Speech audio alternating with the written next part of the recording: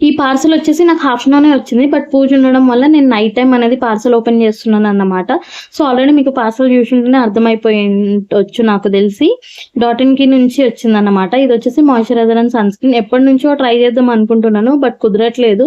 Finally అలా Instagram scroll చేస్తుంటే by one get one offer అనేది ఉండే. సరే అని చెప్పి క్యాష్ ఆన్ డెలివరీ పెట్టుకొని ఆర్డర్ పెట్టాను. ఫైనల్లీ వచ్చేసింది. సో, ట్రై చేద్దామని చెప్పేసి తీసుకున్నాను. నాకు అరౌండ్ 500 పట్టింది.